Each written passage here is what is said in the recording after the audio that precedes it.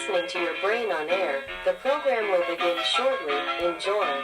Sa kuulad eetris oma aju, saade algab varsti. Head kuulamist.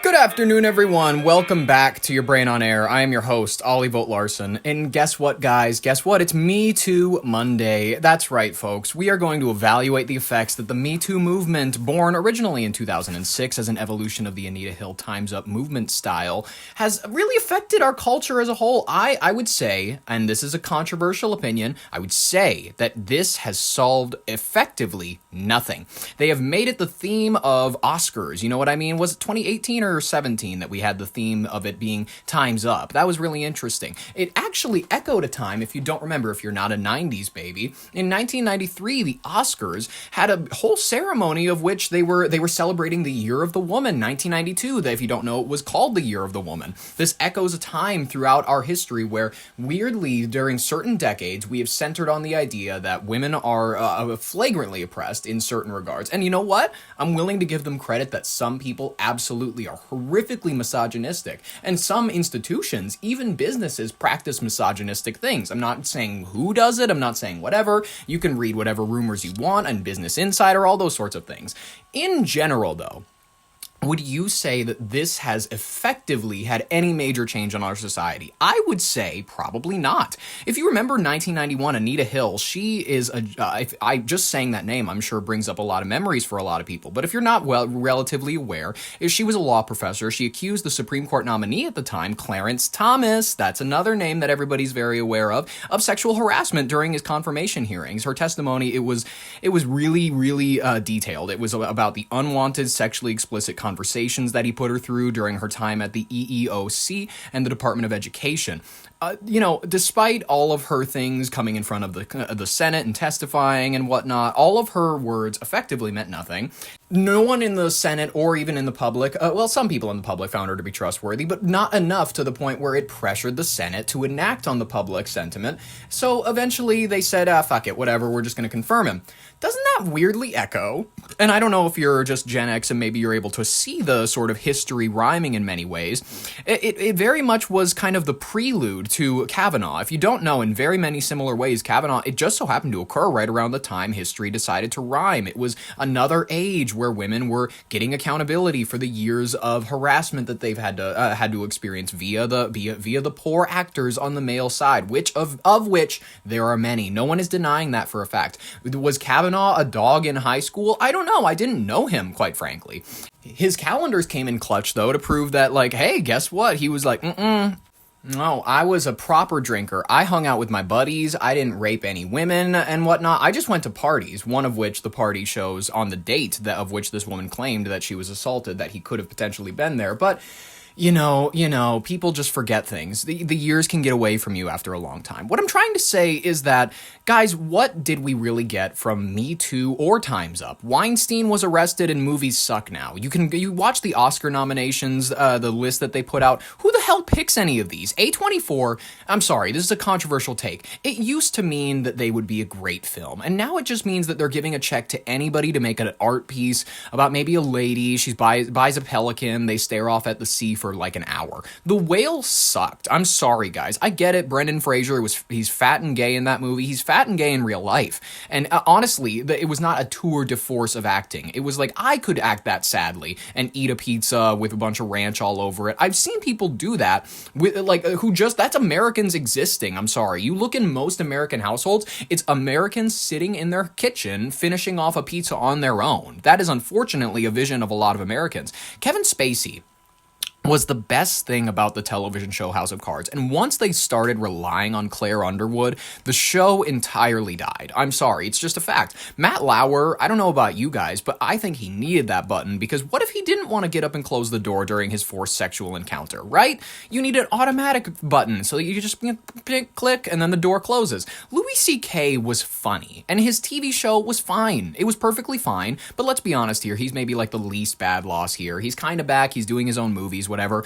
Al Franken was a mid-tier Minnesota senator who had a funny Jew haircut. And you bastards, you ran him out of politics just because he played honk honk with a sleeping woman's chest. Can we grow up, ladies and gentlemen? Let these guys back in. Our world hasn't changed for the better since we've ostracized the weirdos. In fact, it's only forced the non-artsy normal people to come in and take their place, and they're blowing it. Folks, artists need to be perverted in many ways. It's just a fact. That's just what they do. They're the weirdos on the edge of society making Hollywood movies that blow everybody away, and then you look into their personal lives, Roman Polanski, and then they flee to a different country, unfortunately, and yet they're the directors that we talk the best about.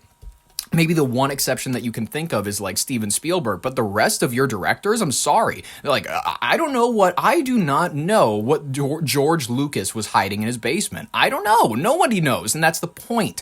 Artists need to be those people who are living on the phrase of society. Some of them are people that have nothing more than a guitar case and their name, and $45 million. Let Mick Jagger eat the cream cheese. He's earned it from a life of painting it black, ladies and gentlemen, and not his face. Not his face. He was not Amos and Andy, the world. Those skinny junkies from England, they painted the world black and dim and lame with their music. They were the anti-Beatles in many ways. They were sent to kind of pea soup up the reputation and legacy that the UK had been developing. You know, the musical excellence from one country cannot be maintained for a long time. So eventually they had to throw out kind of these access agents that were like, oh yeah, the UK's not that great. Look at them. They made the Rolling Stones, the traveling cavalcade of junkies that, you know, they into a mic, and that's about as decent as they do. We're gonna ask an AI actually. The Rolling Stones. Why were they influential? Google, tell me why. Why does everybody care? Because I've listened to some of their music, and it's fine. They're no Beatles. I'm sorry, they aren't. They just really aren't. The Rolling Stones are heavily influenced in rock music, culture, and fashion by pioneering a gritty, blues-based sound, establishing the bad boy rebel archetype, and revolutionizing stadium rock. As leaders of the 1960s British invasion, they blended the Chicago blues with rock, paving the way for hard rock, punk, and glam rock. Okay, whatever. Who gives a shit? Who gives a shit? The Stones, they shifted rock towards a raw, darker, and more blues-driven sound. It's fine. It's okay. They came over here, they got obsessed with people from Louisiana. It's like, you guys didn't steal their melanin. You didn't steal their talents. It's just a fact. They cultivated the rebellious, anti-establishment image and contrasted with the Beatles, popularizing a swagger. Dude, Mick Jagger had swagger, but do you know where he got that? On Epstein Island. That's where he got that swagger that everybody likes. He's got moves like Jagger. Do you know what that means? It means that you're good at driving the ceremonial dagger down into the infant. That's what it means to have moves like Jagger these days. At least, maybe that's not the Gen X term or the millennial term for it. That's the Gen Z term. It's like, I'm going to go Mick Jagger on this bitch. That means you're going to kill her and use her blood in a ceremony. That's what it means. Folks, I love having fun on Monday. I love having fun with Me Too. You know, listen, not that it's an unserious situation, not that it's whatever. I'm making the argument that collectively, as a society, unfortunately, we've lost a lot of the great actors in our art fields, and who has come to fill them? Who has come and meaningfully, who's putting out the art films nowadays? Ari Aster, he makes Eddington, he makes Beau is Afraid, he makes Midsommar, he makes all these movies that alienate so many different audiences. Half of the people hate it, at least, you know, people are like, oh, he's taking genuine swings, he's taking genuine...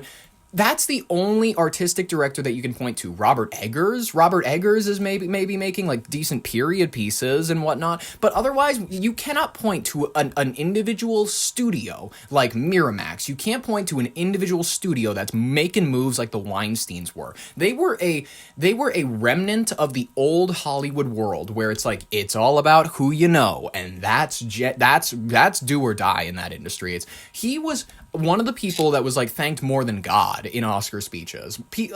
Hollywood understood the power, the raw power that the Weinstein family had. And I feel like when we don't have these fixtures in our world, we don't have these constraint figures on us, I don't know. I feel as though the art suffers. And I feel as though people who are going to the movies lately understand exactly what I mean. They are like, yeah, I haven't seen a Good Will Hunting movie in like a long time. I haven't seen like a great movie. Like, I haven't gone to the theaters and just been like, wow, that was a great movie. I haven't done that in a minute. Weapons was bad. I'm sorry. Like, finally, can we say it? The director of Barbarian took like a major backstep with his commentary on witchcraft and gun control. Not really gun control. It had hints towards it, but it was so it was narratively confused. The witch herself was not that great of a villain. GLaDOS. I'm sorry. It's not a very good movie. If you haven't seen Weapons, I'm totally spoiling it for you. But it's just like mid tier. It's like okay. There's no movies out there that are making anybody go, yeah, that was a great movie. I'm sorry, whatever. I'm going off on a tangent because it's Monday. I can take whatever energy I want, folks. And nobody wants to talk about the next story. Nobody wants to talk about Epstein. No one wants to talk about the Bannon interview. But I have actually meaningfully went through it. I know that it's an hour 47. A lot of people, they don't have the time for that. So I just picked out a couple of clips, a couple that are circulating, a couple that a lot of people are like, oh, these are the highlights. These are what everybody needs to know and what everybody's going to be making the memes out of. You probably have already seen him talk about how he has 2 phones. Let's just get into it, ladies and gentlemen. The fallout is growing amid the release of the Epstein files, and I've reviewed the Bannon interview. Let's begin. Let's go. Some of the highlights, folks, from the Epstein files involve the Bannon interview, and there's a plane, a very loud plane, flying directly over my house.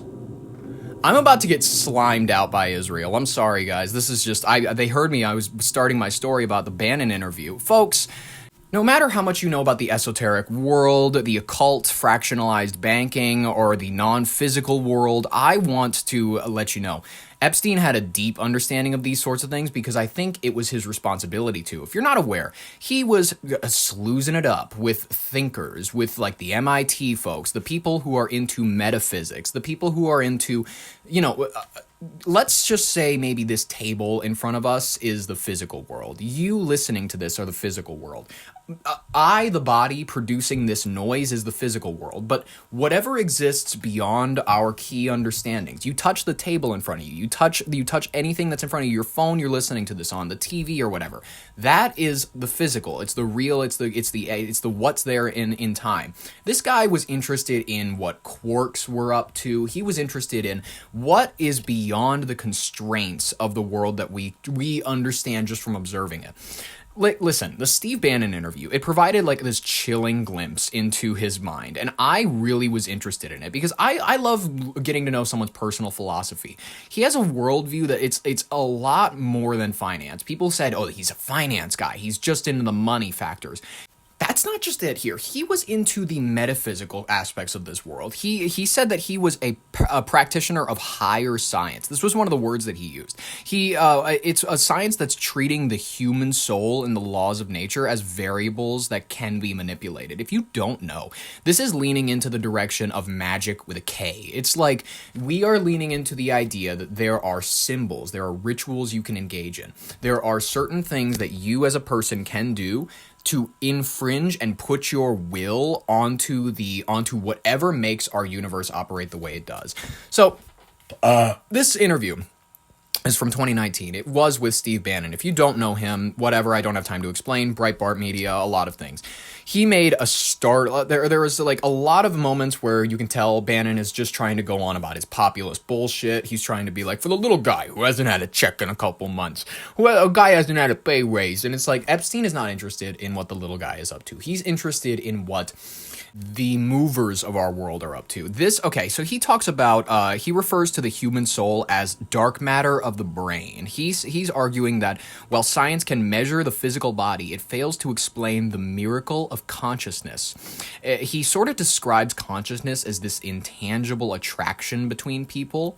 He's always referencing a lot of physicists like Schrodinger. He's suggesting that he's viewing life not as a biological certainty. He's viewing it as like this complex system of intelligences. You and me are what he refers to as intelligences. These things that are able to perceive things around them. They're able to decode, they're able to rank things, they're ultimately able to engineer things around them. He thinks that not only can these intelligences do these things, they are able also to be decoded, ranked, engineered by other consciousnesses, other intelligences. He's got this weird obsession with transhumanism and eugenics. The files also are confirming that Epstein, he didn't just want to live forever. He was like into the idea of hierarchical, non-physical worlds that exist where certain individuals, they can possess innate superiority. He funded projects like the Santa Fe Institute. It's basically to mathematize, unexplainable phenomena. He reportedly explored the idea of seeding the human race with his own DNA at the New Mexico ranch. We've covered this before. He viewed this really not as like a crime or anything. He said that this was his evolutionary duty, very curiously. Bannon directly questioned him on whether he was the devil himself. That moment went very, very viral, as you already know. It was like a cryptic remark that obviously was just made. He did it maybe for a Twitter moment. He didn't know that this would be revealed in the files 6 or so years later. Listeners and whatnot, they're listening to these and they're trying to draw their own conclusions. I think let's just go ahead. He is going to break down for you guys how fractionalized banking works in his world. I give you $1, just one single dollar. In our system of banking, I would say, okay, Steve, I gave you $1. How much could you lend out to your friends? Probably $1. The natural reaction would be probably something less than $1 because I want to keep something in my pocket. Yeah, I guess.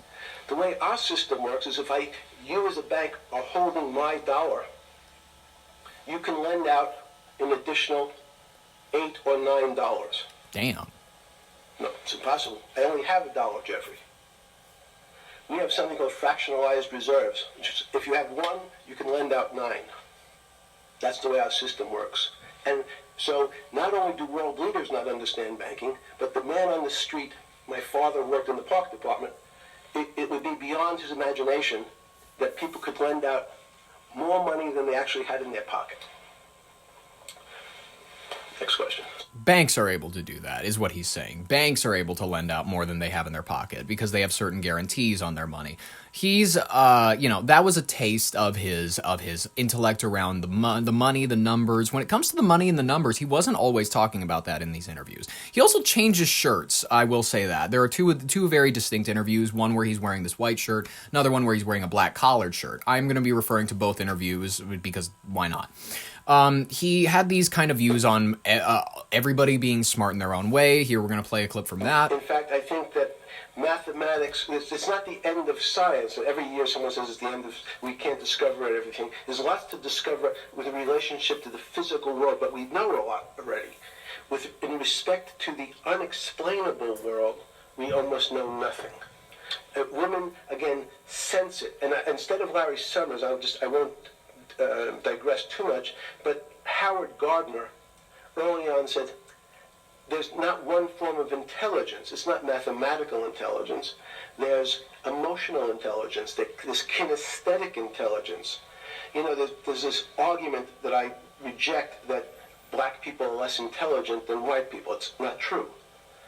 We know, for example, that if I was in the forest and I had to run from the lion or figure out a way not to be eaten, and my competition is a local African, I'm the one who's getting eaten because they have the intelligence to deal with their local environment. Well, yeah. So it's just different. It's not better, it's not worse, but there's many differences amongst different types of people. And so people have different intelligences, and they excel in some intelligences usually, and less so in others. For sure. He's also saying that we have investing tools that could help us determine how the physical world works around us. He is talking a lot here in about the Santa Fe Institute that he's invested in. Came up with the term quark. Quark. Q-U-A-R-K. He picked it out of an old poem, the word quark. But it was mysterious. So they were starting to understand in the 90s that in our world of the physical world, there was things that were just unexplainable. They called it strange things. You gave it a name. You gave it some characteristics. You called it had charm. It was one of the terms. It had a charm. It had a flavor. It had a color. But no one, Mr. Bannon, understood what it was. Just like the financial system. And you wanted to investigate that? I wanted to see if we could build tools so others smarter than me could help investigate it. And that was the beginning of your concept of the Santa Fe Institute. Yes. And Santa Fe Institute was founded to do study in this type of... Can these areas of strange things be described by some form of mathematics? He was obsessed with categorizing, if you're not aware. This is sort of like his idea that everything can be broken down to a mathematics. Whether or not you call it mental geomagnetism, whatever you want to refer to it as, he thought that humans carried... Now, I don't know if you can call it an aura or a soul. He refers to it in many different aspects, but he's trying to say that we know very little about our physical world, and he was talking with his buddies about categorizing it, measuring it, dimensions of consciousness. If you're not aware of any of these sorts of things, this gets into astral projection. It gets into the idea that your consciousness is not just your brain sending signals to anything. It is something that exists in a dimension grander than what we're able to perceive right in front of us with our eyes. It's something that we could call akin to religion. It's something, whatever. He explains it better in his own words, as I've said before. Isaac Newton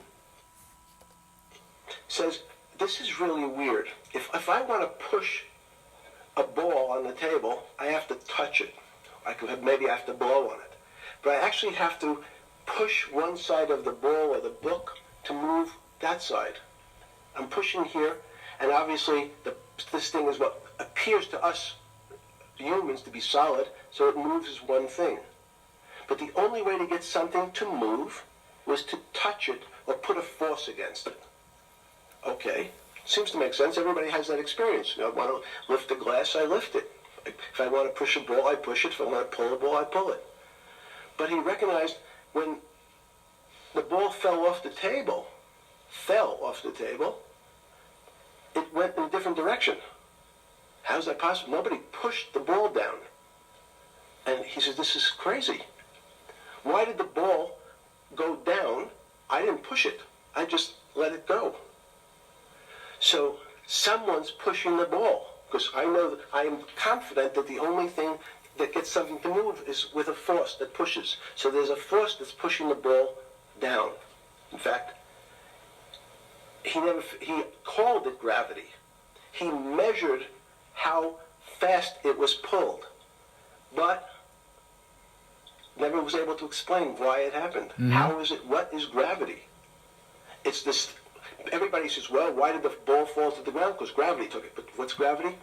That's, as Feynman would say, that's the name of the thing. We have no idea what it is. He was interested in the, the thoughts that you would be called stupid or obnoxious for bringing up at a dinner party. This is horrific. By the way, do not take any advice on conversation from these interviews. You will sound like a just babbling whatever. You'll talk yourself in circles. People will go, you're talking about things that we can see that we can't really see, that and no one is going to be interested in talking about these with you. Epstein is he's not an oracle for conversation. I'm saying that he is an oracle for what the people that he was clearly hanging out with are talking about. I'm not saying that I'm interested in metaphysics. I'm saying Adam Sandler might be interested in metaphysics. I'm sorry, it's just true. The audience that's watching this, the little guys, they go bankrupt all the time and nobody gives a shit. You know why? They're a little guy.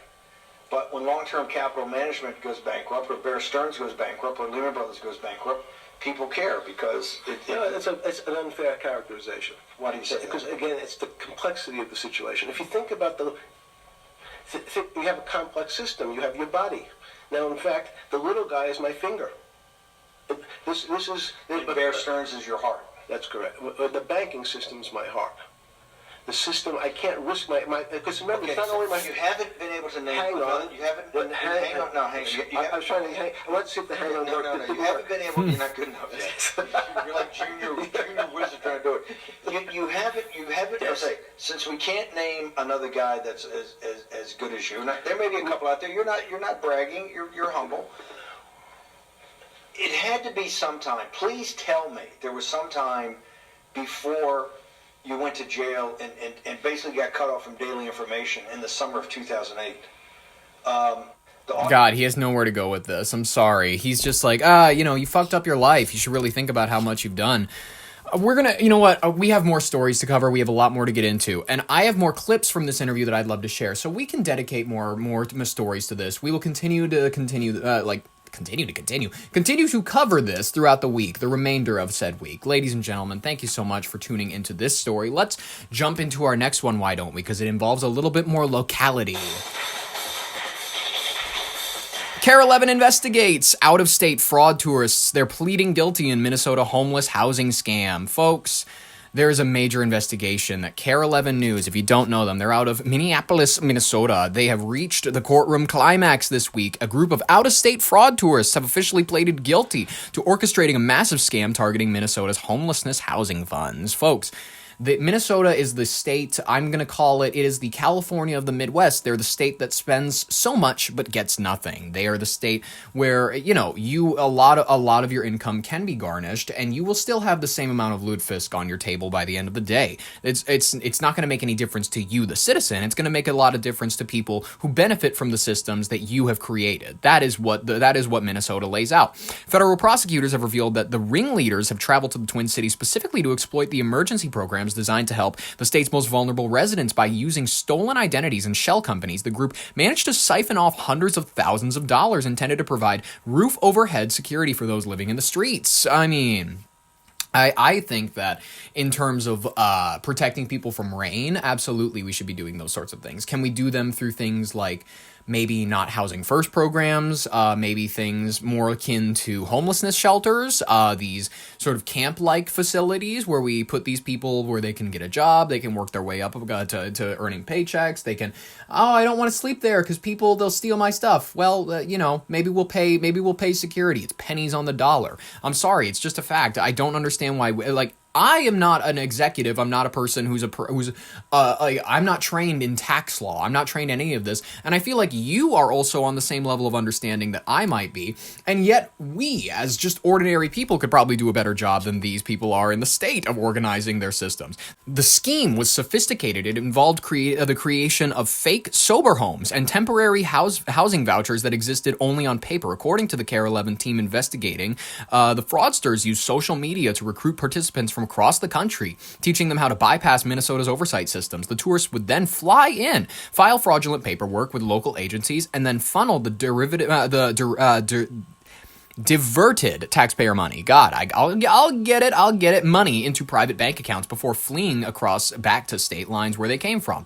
During the plea hearings, internal documents were released showing the blatant disregard for the group had for the community that they were robbing. Text messages recovered by the FBI show that the defiants were joking about how easy it was to milk the system, while actual families remained on years-long state waiting lists for housing assistance. Oh, man. To understand how people from out of state are able to attain better money programs, better lending programs than people who've called this state home for the longest time, it makes no sense to me personally. I think it's ridiculous how Minnesota likes to rape its own civilians. It rapes us. I'm sorry. It's true. I don't understand why you bring that up at Minnesota is exorbitantly taxing its people. That you bring that up at a dinner party and then you shouldn't probably use the word rape. Like, hey guys, our paychecks are getting raped. It's true, but maybe we shouldn't use that word at a dinner party. We'll just say we're being our paychecks are being our paychecks are having their yeses and nos disregarded by the IRS, and they are putting their hand in the dress regardless of our answer. It's just a fact, and it's unfortunate. I'm using this because I'm a feminist. This language is really illustrative, and it helps people understand the situation. It's just a fact. The case has sparked a lot of firestorms on the state capitol. Lawmakers are now calling for an immediate audit of all third-party housing contractors to ensure that this kind of predatory tourism cannot happen again. Guess what? It's gonna happen again. Sentencing is beginning, and Minnesota officials are promising a total overhaul of the voucher verification process, meaning, maybe we'll ask for a license or something. That'll definitely quit. That'll quit it up. For the families that are still waiting for a place to call home, the recovery of these funds offers a small glimmer of hope, but the damage to public trust in these social safety nets may make it way less effective as a program to help out the people who are truly in need. I don't care. Because, quite frankly, you as the civilian have the right to know exactly where each cent is being flowed to. Let's get this news straight from CARE 11 themselves, ladies and gentlemen. Play it up. Today, guilty pleas by a pair of so-called fraud tourists who came here to Minnesota from out of state and stole millions of dollars from the state's housing stabilization program. Investigative reporter A.J. Legault reports from the federal court on the latest fallout from his housing hustle investigation. Luxury cars, fancy clothes. Dr. Anthony Jefferson sold himself on social media as living the good life. A man about town in Philadelphia. He was also president of Good Life Christian University. Nice. But his good life came by exploiting the lives of Minnesota's poorest. Excuse me, sir, why did you take so much money from our housing program? How much did that coat cost? Jefferson admitted in court he stole $3.5 million from Minnesota's housing stabilization program, along with his co-conspirator, a Chanel suspenders-wearing man named Lester Brown. Carol Levin discovered he's actually... These two fine-looking gentlemen, straight out of the Boondocks. They got the big beards, the melanin all in the skin, the gap tooth and everything. It's accurate. They fit the description of the fellas that you'd assume would be engaging in this behavior. The forehead size is limited. I will say this. This is a different breed of sub-Saharan African. I'm not saying that they are, not Americans, but I'm just telling you their racial background because I don't know. I don't know. That's just what it is. Pastor. If it was a white lady, I would tell you that. And the Lord shall laugh at him, for he seeth that his day is coming. Maybe I didn't need to tell you because of the accent, because you would have probably just heard it and been able to assume, but yeah, whatever. On this day, a masked Reverend Brown did not want to talk to reporters. Reverend Brown was the attack racer. After pushing his way through the revolving door, the fleet-footed faith leader booked it away from our cameras. However, he had a friend in court. She identified herself only as Ms. Reed, who had her own message. I look at it this way. We all make mistakes. Nobody's perfect. Okay? Nobody's perfect. We learned in court the two men used imaginary employees and ChatGPT to forge fraudulent housing records. The charges against Brown and Jefferson, who also left court face masked, came in the wake of Carol Evans' housing hustle investigation that sparked numerous FBI raids and, today, 4 guilty pleas, this time from out-of-state profiteers. This fraud tourism is new. Minnesota's former fraud-fighting federal prosecutor, Joe Thompson, brought the charges back in December. They heard that Minnesota and its housing stabilization services program was easy money. Because it is, quite frankly. If you don't know Minnesota, our tax system, we take a lot of money from good people. Teachers, doctors' assistants, nurses, general store owners. We take everybody who lives in our state's money. We grab all of it together in a pile and we say, hey, maybe... let's look at your tax bracket. Let's look at how much you make. We'll take maybe 10 to, let's call it maybe 40% of your income, depending on whatever tax bracket you exist in. And then let's take all of that money that we've just collected from our state and local agencies, whatever. Let's not prepare to fix up roads in the summer. They're all gonna be under construction, but they're gonna somehow turn out worse. It's just a fact. Minnesota has road construction out the wazoo, but you always see these people standing around doing nothing. This is slander, by the way, absolutely, on every construction worker in Minnesota. All of you fuckers stand around doing nothing. You do nothing, and yet you somehow manage to collect checks every single day. It's just a fact. I watch every construction worker. They're lazy pieces of shit. I don't care if you're an electrician. I don't care if you're a drywaller. I don't care if you're laying tar. Most of the time, you check out these work sites, and people are not doing shit. It's just a fact. And I have a sneaking suspicion that most of these construction companies, most of the people that are tarring up the roads, most of the people that are, even the people that are government contracted or whatever, they know that this is all just a fucking fraudulent scheme. How else can you explain the fact that you've been living in your city since you were a child and the roads have somehow, they have not only gotten worse, they have managed to turn into, they look like back roads in a Middle Eastern country. These people, they have potholes that have taken out children. They have potholes where children have torn up their ankle and their ACL. They've lost a football season because of these roads. And it's all at the expense, while at the same time, people in the Twin Cities are buying Bugattis with the money that should be going to retarring these roads. For that easy money, the Philly fraudsters are now facing hard time. The sentencing will be at a later date. The U.S. Attorney's Office is now in crisis following mass resignations, including Joe Thompson's, who refused to go along with the DOJ's handling of protester Renee Good's killing by an ICE agent. The DOJ had to fly in a prosecutor from Detroit, Julie, just to handle prearranged guilty pleas. Well, it's so frustrating because I feel like they really were starting to make progress from the U.S. Attorney's Office on all this front. So what You think? now? It was building such momentum.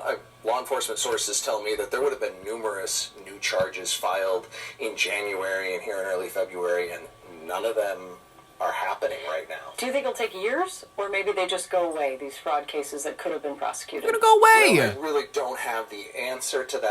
Guys, I love that we're all sitting here as the Nords up north. They say that we breed them tough up north. Minnesotans, we're sitting up here in our Dairy Queen lines. We're bobbling our heads around. We're going, I don't know much about nothing. I don't know much about what the state and law. I don't even know who the mayor of my town is. But gosh darn it, I just love being so nice. I just love that the entire country's image of us is just William H. Macy and fucking Francis McDormand. And we're just a nice buggy. Like, all of us are retards. I'm sorry. You talk to any Minnesotan at a diner counter and they will go, yeah, man, fuck ICE. But, like, the Somalis, it's not all of them. Like, straight up, like, why are you talking about Somalis even at all? Like, straight up. Like, you talk to these people that are getting hash browns served to them at the Red Apple. They're, like, obviously they're hungover. It's past church, but last night was Saturday night, and they still had to get up for Catholic Mass. So, you know, they showed up. All the old people are also there, you know what I mean? So everybody's there. Everybody's sitting at the places, and they're all quiet because it's after service and whatnot. And then, you know, some of them are brave enough. Some of them are brave enough to go, hey, we actually do need immigration enforcement. Hey, we do need ICE. But, like, the way that they're doing it, I agree. Maybe we shouldn't have boots in the street. I agree that maybe we shouldn't be doing these sorts of things. But you'll talk to the average Minnesotan, and they're ready for abolishment of ICE. They are ready for immigration and customs enforcement.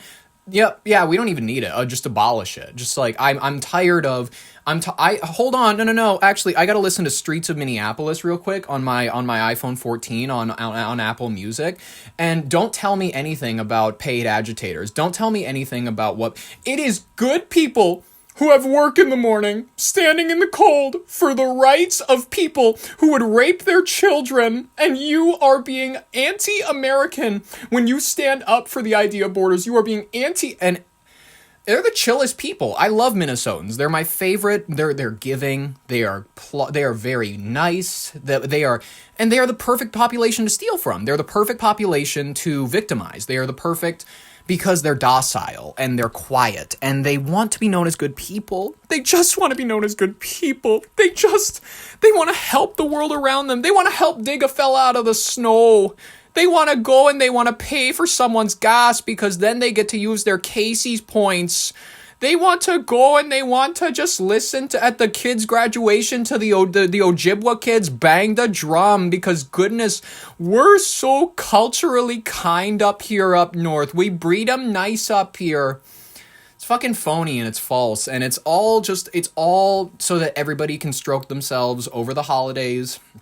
It's all so everybody can sit at their lake houses and go, yeah, man, I don't know nothing about nothing, but we're just great. We're really great. We're awesome. It's the California complex. It's the, hey, if I'm a property owner in the state, I don't give a shit because more likely than not, I'm making enough money to afford it. So I really don't care about the condition of streets in major cities. I live in a nice little town. I live in a town with less than 8,000 people. I'm set. I go to church every Sunday. I don't give a fuck. Let the Somalis in. I don't care. I don't give a shit about cultural relevance. I don't give a shit about honor killings. You ask any Minnesotan on average, hey, what do you know about the Arab culture? What do you know about Islam in general? What do you know about its doctrines? And they'll go, yeah, I just know that they reject the divinity of Christ. They probably don't even think that Jesus is real. I don't know. I heard a lot about it after 9/11, and then Bush just kind of told us that it was the religion of peace. And then Minnesotans haven't thought about it since then. That is just a fact of life, and they're being forced to contend with it. They're being forced to contend with the fact that Islamophobia can just genuinely be a concern about Islamic culture. They're being forced to contend with the idea of a culture that unfortunately normalizes rape at rates that I'm sorry, our culture never has normalized. I'm sorry that we're having to contend with the idea that globalization are linking hands with everybody, because ultimately when we just talk to fellas, when we just talk to each other, we know that we all want the same thing. We know that we all want to send our kids to school. We want maybe not all the girls, maybe not all of us want to send the girls to school, but like we all just want a nice neighborhood for our kids to run and play. Well, maybe once again, not the girls. They got to stay inside and whatnot. But like we just all want the same stuff. We want equal rights. We want well, not for gay people in most of Africa or like most of the Asian world, or like not for guys. Stop thinking about the nasty little Stop thinking about the cultural differences, man. We love the holding hands, and we love America, the melting pot, because God damn it, when you get down to it, at the end of the day, every one of us just loves this country. Well, maybe not all of us. Because actually, our country is a symbol of oppression and has been tearing down native peoples and other indigenous peoples from around the world for forever. So actually, see how globalization ultimately is cultural suicide. It is ultimately the idea that there is nothing unique about you, your society, its values, or its culture, and inherently, as a result, doesn't need to be protected. It doesn't need to be preserved in the minds of the generations that grow up in it. It needs to learn that everybody everywhere thinks the same way that they do, despite the fact that history is there for you to look and observe and see that not everybody agrees. Not everybody wants good schools. Some people want bloodshed and tyranny. Some people do, and Hitler understood that, unfortunately. And a lot of people will not contend with that. A lot of people in their minds and hearts, they will go, no, he tricked the people. He tricked the German peoples. He sold them a version of something they didn't even understand it. No, they did. They actually pretty much did understand it. They actually understood exactly what it was. They thought that it meant that their nation would be king. They thought that they would be supreme. They thought that they would ultimately they would bring forth a generation of socialism that would cure all the world's ills as long as everybody ultimately was, along with our program. And regardless of what side you sit on, unfortunately, the right and the left have their versions of this. The left wants a unionized world where borders don't technically exist. We all share everything. There's a collective unionization where, the working man has everything. We own the farmland. There's no capital. There's nothing. Everybody kind of lives in the same home, which is just communism, which will eventually result in a society's decay. Or the right, which is saying everybody just go to church and work on the melanin, work on just reducing it, or how about this? Actually, don't reduce your melanin. Just marry someone that looks similar to you. Marry someone that is of your same culture, and let's keep to ourselves. So ultimately, no matter which side you're on, no matter which side you claim to be on, no matter if you're a Democrat heavy or a Republican heavy, your side is drawing towards cultural suicide. It's drawing towards the idea that ultimately we're building to nothing. We're building to the next fall. Guys, America is the Roman Empire. Too many people, not enough land, and not enough resources. That's where we're heading. We're on our way. And whether or not it will be your family, whether or not you plan to have kids, whatever, America's on its way. And we probably have experienced the highlight of it. We've probably experienced the best of what this country had to offer, and you should appreciate the moment that you were born and the moment that you lived, because quite frankly, I don't know where it's heading from here on out. I don't know if globalism will be the death of the West, and I don't know if capitalism will eventually result in everybody living in slums while a certain few elite live in mansions. I don't know. I don't know where this world is leading to. All I know is that you have every reason to be scared. You have every reason to be terrified and scared. Folks, let's make this like the evening news. I'm gonna leave you with a sense of dread at the end of this. I'm just kidding.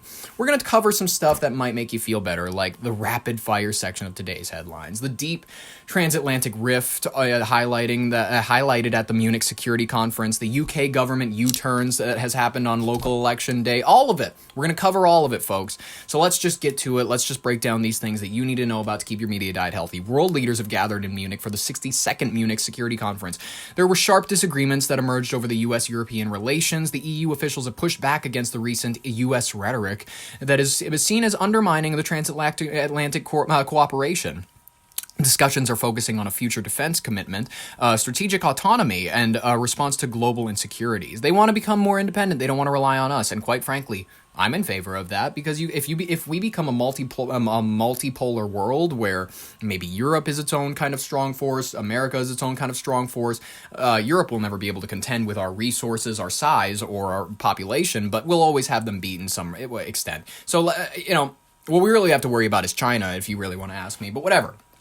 The UK government has also done a U-turn on local elections day. In the UK, the government reversed its controversial decision to postpone 30 local council elections scheduled for May. The U-turn followed legal warnings and cross-party criticism that delaying elections undermined democratic norms. I would agree. U.S. Department of Homeland Security enters partial shutdown. The DHS has entered a partial shutdown after the Senate Democrats have refused to back a funding bill without enhanced oversight and reforms on immigration enforcement. What would those reforms be, actually? I'm very curious about, do you not want them going into churches? Do you not want them going into, where else are they supposed to grab the religious leaders? There was a global day of action in Iranian pro-democracy rallies. If you didn't know, the mass rallies in cities across the world happened, including Munich, Los Angeles, Toronto, and London. They showed international solidarity with protesters inside Iran fighting against the clerical rule. There's also Iran-U.S. nuclear talks that are rising regional tensions. In Geneva, Iran's foreign minister met with the head of the UN's nuclear watchdog ahead of a new round of talks with U.S. diplomats. Tehran signaled a willingness to compromise on its nuclear program in exchange for sanctions relief. However, the escalating tensions, including Iranian naval drills at the Strait of Hormuz, have complicated diplomacy. Of course they have. Ukraine war has also escalated ahead of the peace talks. If you don't know, the Ukrainian forces have launched a drone strike on Russia's Black Sea port of Taman, Taman. It's caused infrastructure damage just before the new U.S. brokered peace negotiations begin in Geneva. There's a political shakeup in Fiji. If you don't know, the opposition movement, Ania Serui Ratu, the leader of Fiji's political opposition, declared a break from the former Fiji First group. Break from the former Fiji First group leaders, signaling a shift in the island's national politics. Very fun, very cool. 2 months after the U.S. intervention and the ousting of Nicolas Maduro, Venezuela is experiencing continued public dissent. Not fun. Student-led protests and cautious reforms indicate tentative political opening. Even as the regime under Vice President Delcy Rodriguez maintains much of the control in the country. Final headline that we're going to do, Trump allies are condemning the attacks on U.S. allies at the Munich Security Conference. U.S. Republicans and Democrats united in condemning divisive remarks by President Trump toward European allies. The cross-party criticism is reflecting the growing concern within Washington about the administration's foreign policy approach and its impact on global alliances. They're saying that it's not helping our global image, and I would kind of agree. I would agree that it's generally not of very much assistance to us to be fighting everybody in the European world. They're like us. They're more similar to us than the Chinese will ever get. I'm sorry. I think China's the real concern. Ladies and gentlemen, I hope that you're having a great Monday, a great start to the week. We have one more story that we're going to cover. However, we're diving back in to the Nancy Guthrie case. So once again, I will give the warning that this is optional viewing, because once again, this story is a massive distraction that is actually fake. It's not real. Ultimately, it's oh, what? I got a Robert Duvall dies at 95. Oh shit. Okay, Robert Duvall, the Oscar, I literally just got this on my phone. The Oscar-winning actor was a chameleon on the silver screen. Robert Duvall, Oscar-winning actor who disappeared into astonishing range of roles, lawmen and outlaws, Southern Fried Alcoholics, and Manhattan whatevers. He died. Robert Duvall. Very sad. I'm honoring your legacy with this episode, I guess. Ladies and gentlemen, I'm sorry if you were a Robert Duvall fan. I literally just found out. Savannah Guthrie, she's released a brand new video that is pleading for her mom's return, and we just want to giggle. We want to have a good time. So let's review this clip, ladies and gentlemen. Let's begin. Savannah Guthrie has released a new video. She's pleading for her mom's release. I've heard this before. This is, boring. Is anybody else, bored with this? I mean, she's saying it's never too late to the people who have kidnapped her mom, as though they're interested in making a deal now, honestly. The This heartbreaking update has gripped the nation, folks. NBC's Savannah Guthrie has released a new emotional video pleading for the safe return of her 84-year-old mother, Nancy. She's speaking directly into the camera in a message posted Sunday evening. Guthrie addressed her mother's captors, stating, quote, "It's never too late to do the right thing." This is the latest plea that marks the third week since Nancy was reported missing from her Tucson, Arizona home on February 1st, following the what investigators believed was an abduction by her own family. Folks, if you haven't seen any of the footage, if you don't know any of the case, Annie and maybe her brother, Savannah too, I have no idea if she also knew, they clearly kidnapped their own mother in an instance of a Fargo style, like, I'm going to kidnap you, but then I'm going to ask your dad maybe to pay the ransom. I don't know. It was some bullshit. It was some big fucking phony thing. Or, and this is what I'm thinking, the volition obviously is not money, so the volition is obviously eyes. Listen, if you, in your mind, look back on the national tragedies, when was the last time that a missing person drew up this much concern? Never? Then you would be right. You would be right that maybe the age of the photo appearing on the milk carton of like the 80s and 90s, that was the last moment that anybody really got their panties in a twist over even a child going missing. We don't lose our minds about children going missing as much as we've lost our mind about this old bat going missing. I'm sorry. She's 84 years old. She seems like she's lived a very long life, a very fulfilled life. She has 3 kids that, like I've said before, they live in beautiful homes in Tucson. They're doing very well. She's had a lot of good time with them. I think it's time to admit that, like, mama took a trip to the afterlife. It's just unfortunate, and it's what's going to happen to all of our moms eventually, and that's why we have to appreciate the time that we have with them when we do.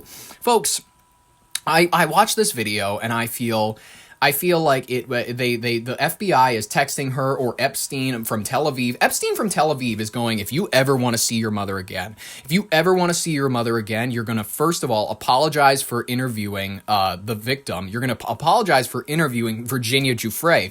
And then you're going to continue to make this a thing. Listen, we have your mom here in Tel Aviv. I'm looking at her right now. I'm looking at her right now across the desk. And if there's a moment where you let the public forget, if you don't upload another video today begging for her life, for the public to help out or call the FBI, and you let the public for even a second focus on my files again, I will kill your mother myself. And then Epstein hangs up the phone and she picks up her phone to record this video. I wanted to come on and distract you all. It's been 2 weeks since our mom was taken, and by us, by Jeffrey Epstein. I just wanted to come on and say that we still have hope. Yeah, you do. And yeah, I unfortunately I've had to hear about your hope for the last few weeks. It's been nothing anybody else is talking about. It's only 84-year-old Nancy Guthrie. Who gives a shit? We still believe. And I wanted to say to whoever has her or knows where she is that it's never too late. Never. And you're not lost. What? Or alone. What are we doing? And it is never too late to do the right thing. What are we doing? You really think this emotional plea is going to work with the person who has her gagged and bound? I'm sorry. Guys, I know that my mom and I have a lot of money. I know that we said that we were ready to pay with the Bitcoin and all that shit. I know that we never deposited any money.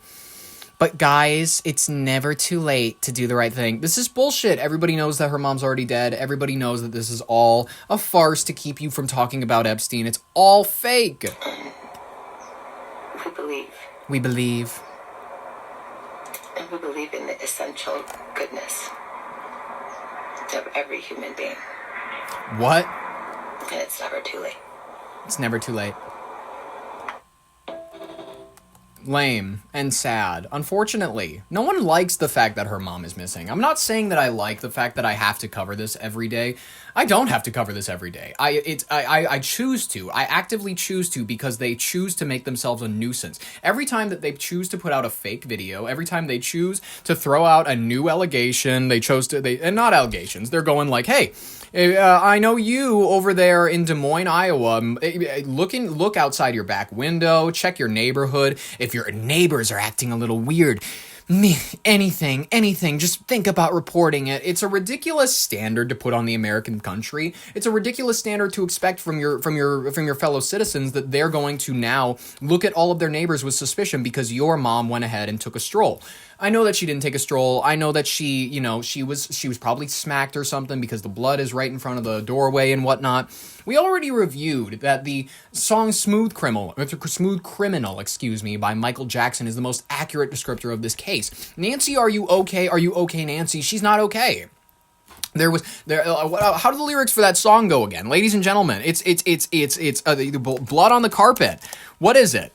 As he came into the window, it was the sound of a crescendo. He came into her apartment. He left the bloodstains on the carpet. She ran underneath the table. He could see she wasn't able. So she ran into the bedroom. She was struck down. It was her doom. This was 1987, and he predicted all of the details of this case. And yes, her daughter's name is Annie, and her name is Nancy. I know that the lyrics should be Nancy, are you okay? I understand that it's like Annie, like whatever. It's a mix-up that they did to throw you off the scent for the fact that, guess what? He was predicting this years on out. He was predicting this in 1987. Smooth Criminal.